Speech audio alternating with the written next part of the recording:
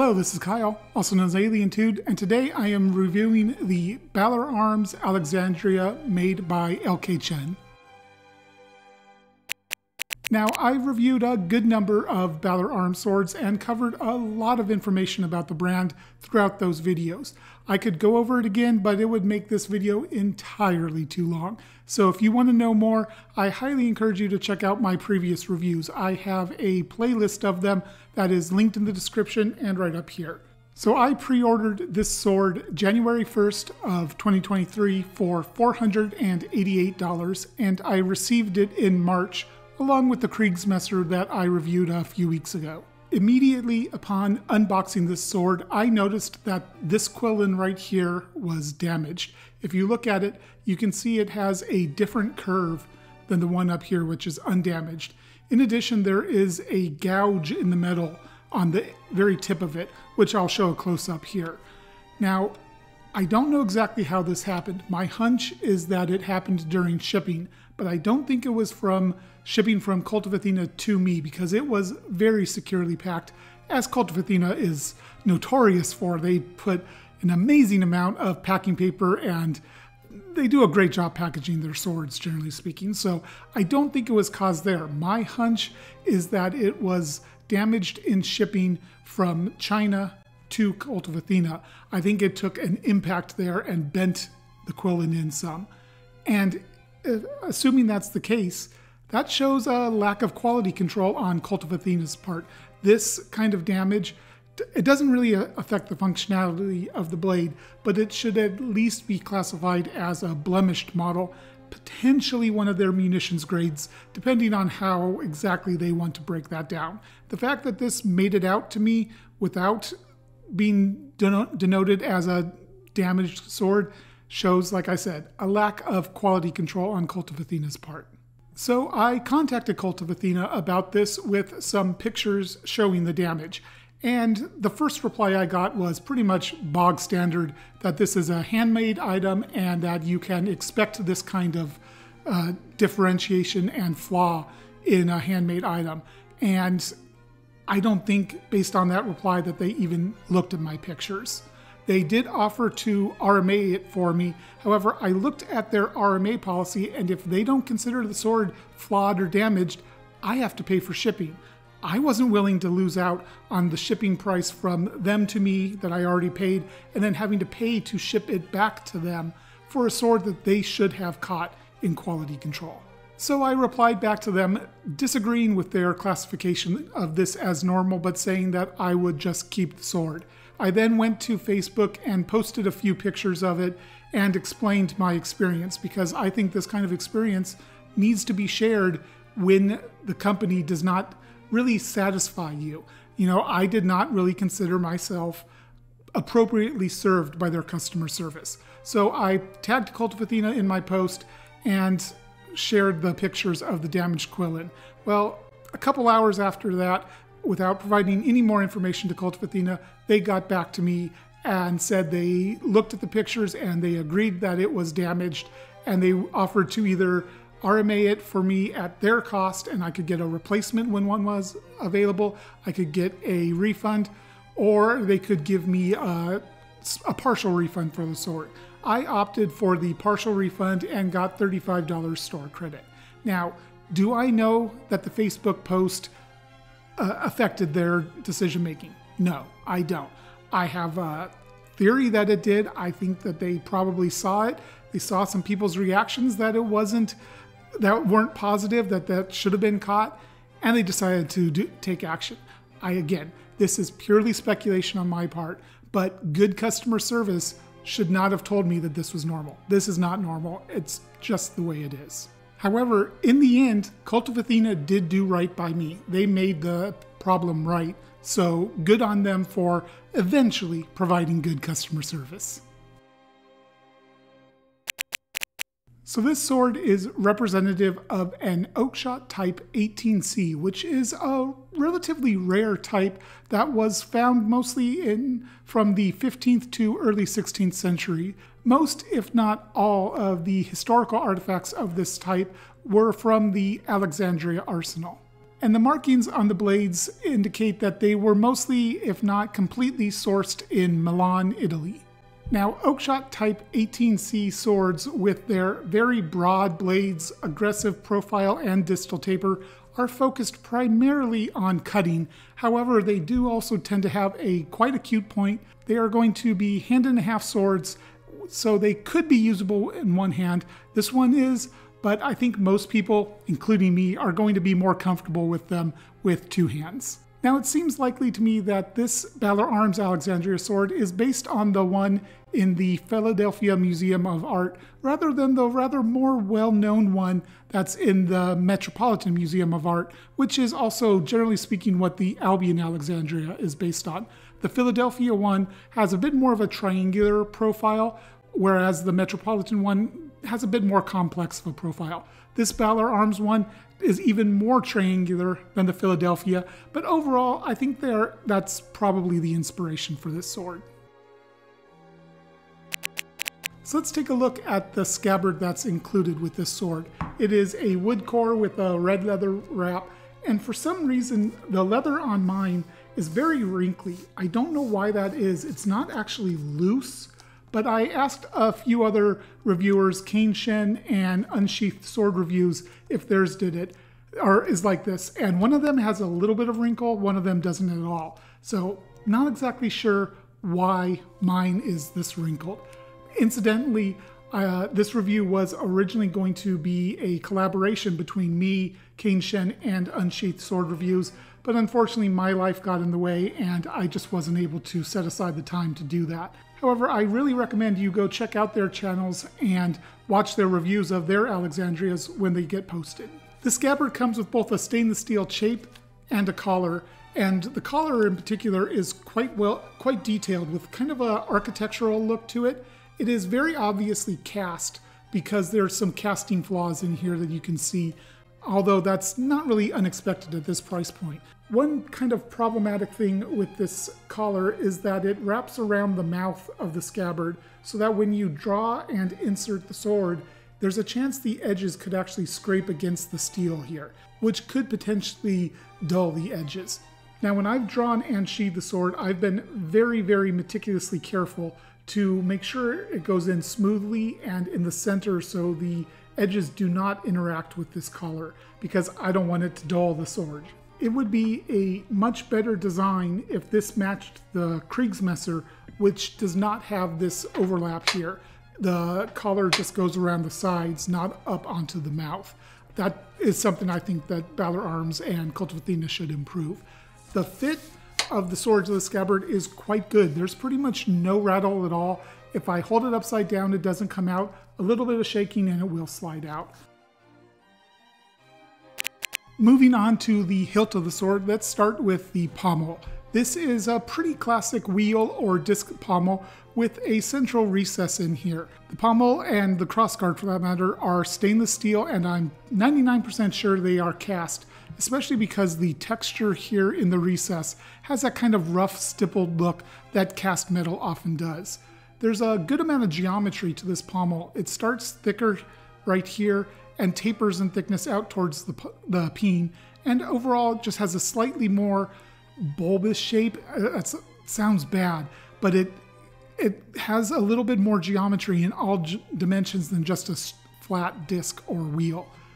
All the corners are chamfered nicely, although if I'm gripping the pommel in my offhand, sometimes my fingers will catch on the interior of the recess. Not in a painful way, just kind of like there's a ledge there that my fingers bump into way. There's a peen block here at the end, and the peen takes up almost all of it. It's pretty well done here, although there looks to be a bit of damage to the peen block. I have to wonder if that took a small impact during shipping as well. The grip is a wood core with leather wrap and cord texture, and a total of 5 risers on it. These risers are mostly very well defined, although this one right here is a little muddily defined. It's not a big deal, just something to note. The seam in the leather is pretty straight. It does wander around a little bit, but not too much. And it's noticeable by touch, but not in a bad way. It doesn't have a hot spot on it. I just can feel it if I touch it when I'm like just moving my fingers along. I can feel it, but it's not a hot spot at all. The red color on the leather matches the scabbard very well. One thing I've noticed is that the grain of the leather seems to be opening up just a little bit, which I haven't seen before. I have to wonder if it might be the dry climate I live in. I decided to use a little bit of leather conditioner on it, and it seems to have helped a little bit, but not a lot. I'm going to have to keep an eye on that and see if it starts opening up more, because I think that could end up damaging the wrap. The transitions to the pommel and the crossguard are just a little sloppy in that you can see the leather color underneath, and it's just not quite perfectly crisp. This is a very minor detail, but I like to point out little things I notice. Something else that's a little bit sloppy is the shaping of the wood core. It's overall a great design with a mostly oval shape up here, kind of long and gently curving, but right in here, there's one place where instead of really rounded, it's a little bit more of a sharp angle. It's, again, not enough to be a hot spot, but it's a little bit sloppy. Hopefully you can see it in this footage here. Now, it doesn't affect the usage here. When I grip the sword, it's easy to index the blade, and I can grip it tightly and not really move it around in my hand at all. So it's an effective grip, just a little bit of sloppiness that could be improved. For the crossguard, I'm going to completely put aside the damage to it because I've already talked enough about that. This is got a good amount of geometry to it, starting with a little very soft spine here and tapering out in pretty much all directions out to the curve here. Now, this is a pretty iconic style of crossguard, and this one is just a little tweaked from what you normally see. The curve is a little bit more open than you would normally see. Not a problem, just an aesthetic choice. All the edges are chamfered nicely, and there's absolutely no hot spots anywhere on the guard. Both it and the pommel are finished in a very nice and even satin that looks really good. The gap in the guard is pretty much as small as you can reasonably expect at this price point. You know, Albion still does it better, but Albion is 2.5 times the cost of this sword, so it's not really a good comparison. Looking into the gap, you can see that there is a ledge in there for the shoulders of the blade to rest on. Exactly what you want to see. And now it's time to talk about the business end, the blade. As always, here's my measurements. So the 34-inch blade is very broad, starting at 3 inches wide and tapering roughly ½ an inch wide every 6 inches up the blade.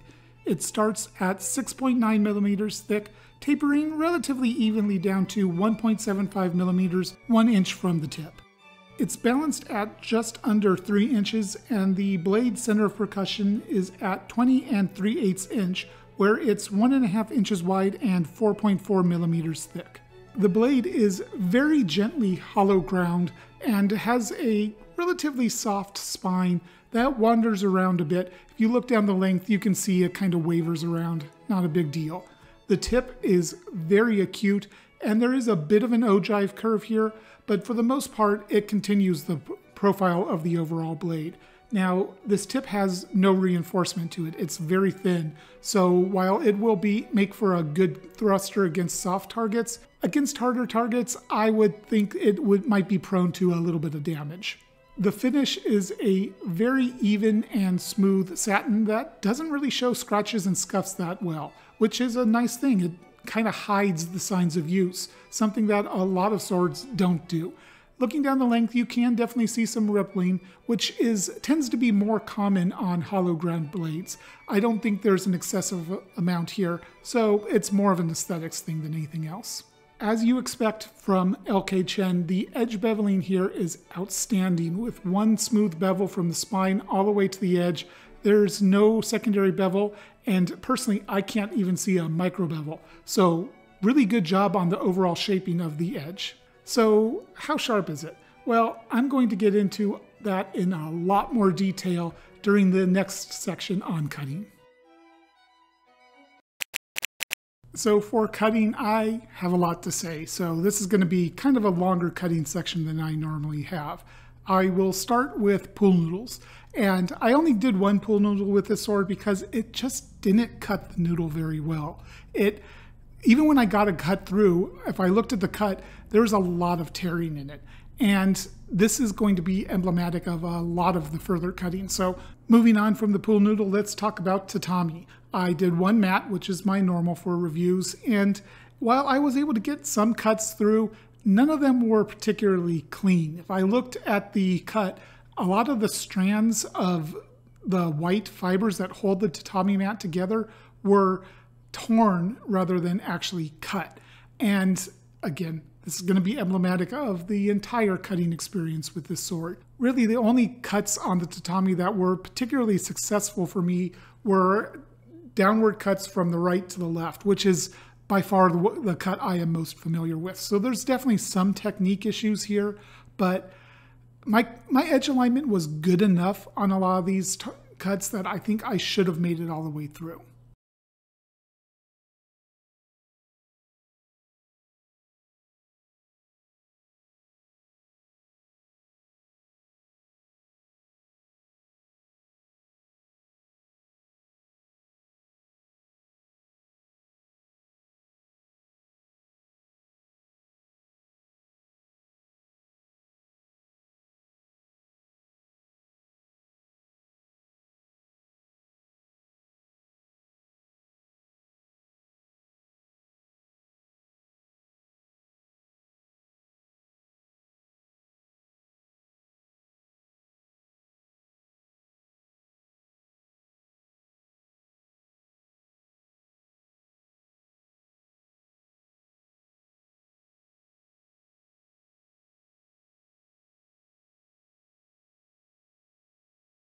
On the one thrust I did, you can't really see it in the video, but it did make it all the way through by about 2 or 3 millimeters of the tip sticking out the other side.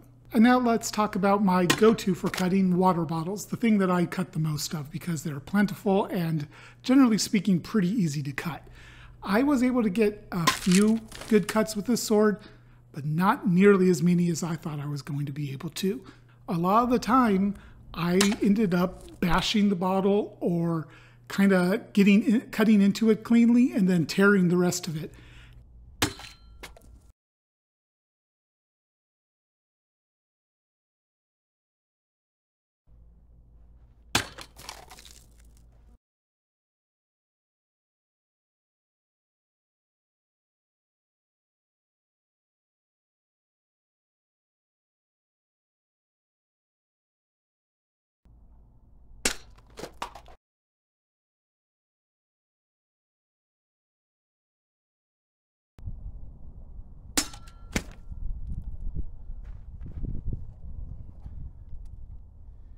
That's how it landed on the ground,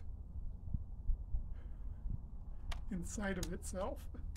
I was struggling the heck out of trying to figure out why I was having so much trouble cutting with this sword, and I did eventually figure it out. But before I talk too much about that, I want to go into more detail about some of these specific cuts and really take a close look at what happened. So here we have a 2-liter soda bottle. Now these are certainly tougher targets than the normal small water bottles I cut, and especially if you cut into the neck where the plastic is thickest. On this cut, you can see that I get just under the neck. This might be a little bit tougher of plastic, but not incredibly tough. And if you look very closely at this slow motion, although the sword gets all the way through the cut, at the moment of impact, you can see it actually dent the plastic bottle and then continue through and end up tearing the hell out of the bottle. And here we have one of my normal water bottles. And when you look at this cut, the edge alignment is not perfect, but it's pretty decent. And again, when the sword impacts the bottle, it dents it.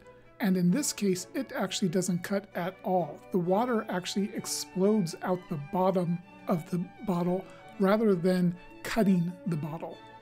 Now this cut, at first look, actually looks pretty good, but a closer inspection shows that while I did get all the way through, the sword ended up tearing the back half of the bottle rather than cleanly cutting. And finally, this paper dairy container. Now, just a heads up, I wanted to get a really cool shot with red liquid coming out. So I used some red food coloring, but I didn't use enough, and it came out pink rather than red. So that's why it looks a little goofy here. But when you look at the moment of impact, once again, instead of cutting cleanly, it impacts the target, dents it, and then just tears all the way through, rather than getting a nice clean cut. So after quite a bit of cutting and really struggling to figure out why I was having a hard time getting good cuts with the sword, I decided to take it to some paper and really test it very carefully. I had done some paper cutting before that, and it cut what I thought was pretty smoothly, so it didn't make sense to me. So I went and put the sword into the paper and just very gently, very slowly slid it through the paper. And what I discovered by doing that is that the sharpness on this sword is wildly inconsistent. Millimeter to millimeter, it will go from sharp to tearing the hell out of the paper. And it's like every millimeter it changes. Like whoever did the final sharpening on this just had unsteady hands. And you know, I had a problem similar to this on the Kriegsmesser, where the sweet spot was the bluntest part of the blade. This one is even trickier because it's just so wildly inconsistent. So when I'm cutting a water bottle, for instance, when the sword goes in, if it hits on a sharp spot, it cuts in, but then as it's traveling, it moves to a dull spot and tears the hell out of the bottle. Or if I hit with one of the duller spots, it just bashes the bottle around. It's wildly inconsistent sharpening, and it's problematic for being able to use it as a backyard cutter. And I need to make it abundantly clear that I have been meticulous in not having the sword interact with the collar on the scabbard. That is not the cause of the inconsistent sharpness here. It has never scraped against the edges. I have been incredibly careful every time I sheathe and draw this sword. So this sword weighs in at 3 pounds 7 ounces, which is a little light for Oakshott Type 18C. If you compare it to probably the two most famous ones on the market, the Albion Alexandria weighs 3 pounds 11 ounces, and the Principe 3 pounds 15 ounces. So this is up to half a pound lighter than the Principe, and about 1/4 pound lighter than the Alexandria. That's a pretty significant difference. Part of that difference is because the blade profile on this, it gets narrow quicker than a lot of other 18Cs, including Albions. I put a link in the description to the Weapon Dynamics computer entry that I created for this sword. And here is the diagram for the sword. Thank you to for helping me jazz up this graphic. And I should mention that the way I use this sword impacts this graph and the measurements I took for the Dynamics computer. When I'm gripping the sword two-handed, my offhand, my left hand, is typically grabbing the pommel, about half of it, as I'm demonstrating here. So the action point on the pommel is intended to represent that. That is not necessarily the normal way to plot the action points, but I decided to go with it since it is representative of the way I use this sword. So it's balanced pretty close to the crossguard, a little bit around, looks like about 2.5, 3 inches. I haven't actually done my measurements of this. I obviously will have it much more accurately stated in the graphic I always put up. But that's a pretty close to the crossguard point of balance, and that makes this very nimble, very easy to move around. Lots and lots of blade control with that very close point. Not very close. It's not incredibly close, but 3 to 3.5 inches, right around that area.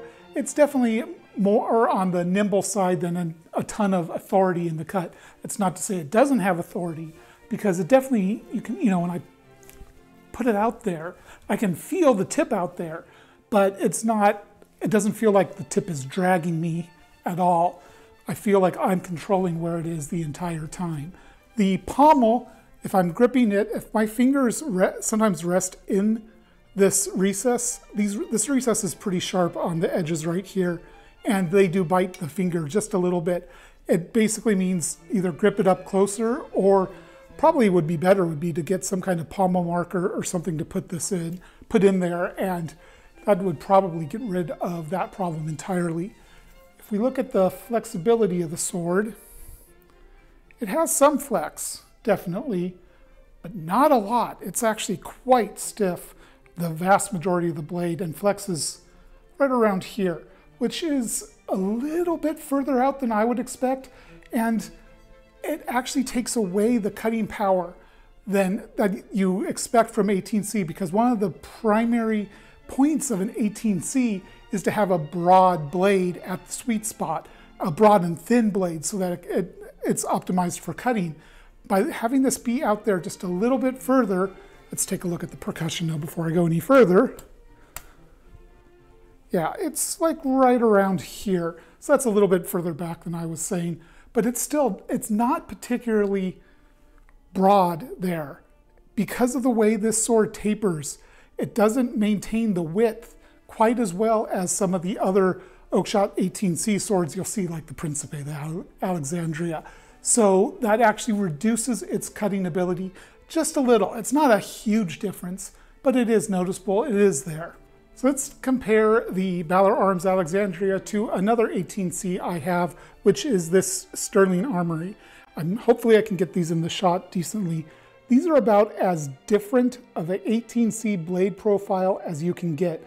Look at how much wider the Balor Arms starts, but look how little profile taper the Sterling Armory has comparatively.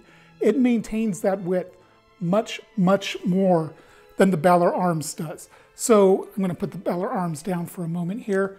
So you might be thinking, that means the Sterling Armory is probably heavier, right? It's got a broader blade. It's actually lighter. It's 3 ounces lighter. And where is it balanced? It's probably about 3.5 to 4 inches. You know, what's interesting though is, 3 ounces doesn't sound like a lot, but this feels so much lighter and just incredibly easy to move around. This is one of the reasons when I picked this sword up at SoCal Sword Fight, I said, that's my sword and I'm going to use it in the cutting tournament because, yeah, this thing just moves around so nicely. It's got, let's look at the percussion node. So it's back here about, and look at that. That's before there's almost any profile taper at all. That makes this is going to be a better cutter because it's got that broad blade and that pretty thin blade at the sweet spot, whereas the Balor Arms is a little narrower there and therefore going to be a bit less of a bit less good of a cutter. We're not talking huge differences here, but the differences are there and they are noticeable. So I picked this up. They don't feel a lot different, to be honest. They both feel really easy to move around, to redirect. They don't feel like there's any wobble out when I'm holding the sword out. It doesn't really wobble around very much. So that's a lot of credit to Balor Arms here. This is a $500 sword. That Sterling Armory one was around $1,200. So the fact that this one feels pretty much as good as the Sterling Armory, that's saying something pretty damn good. And one other comparison to do, Balor Arms Alexandria, Damien Sulowski Golden Dream. Now, I want to make a real quick point. This is a very expensive sword. The Sterling Armory is much more expensive. I'm not talking about fit and finish, detailing, that kind of thing. I just want to compare their handling because I don't think it's fair to compare the beauty of a sword and all the little nitty-gritty details when you're talking about double the cost, or in this case, more like sextuple the cost of this sword. So it's really not about that. It's more about handling. And one of the interesting things here, this sword is kind of a blend between an 18A and an 18C.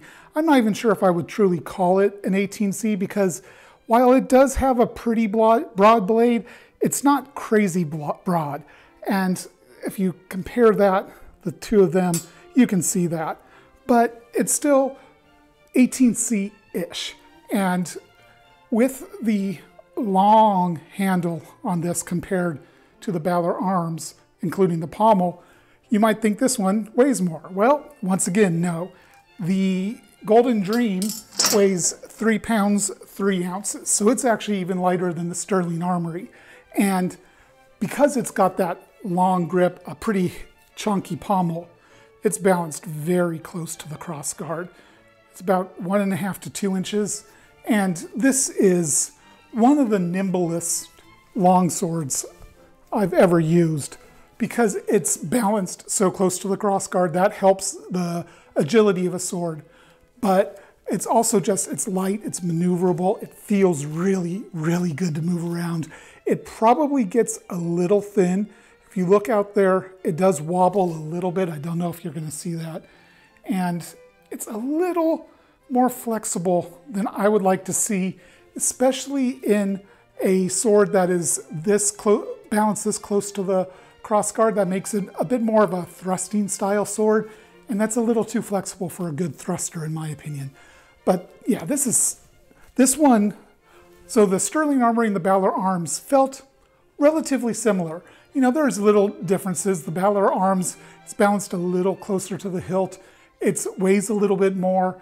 The Sterling Armory, it feels right to me. The Balor Arm feels good. It doesn't feel quite as good as the Sterling Armory. This one feels like a completely different style of sword.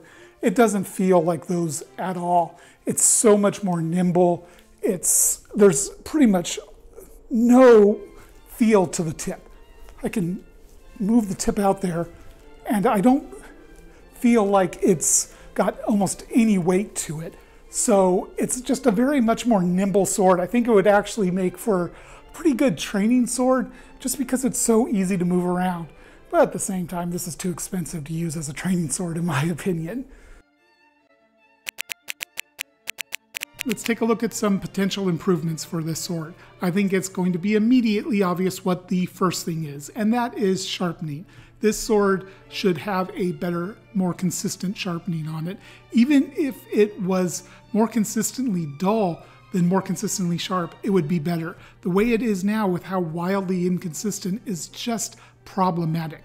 There's going to be people out there who just say, just sharpen it yourself. And yes, that's an option. Personally, I'm not good at sharpening. I could certainly send this to somebody and have them sharpen it for me. I shouldn't need to do that. This is a $500 sword that is sold as a very sharp sword. And this one is sometimes very sharp and sometimes not at all.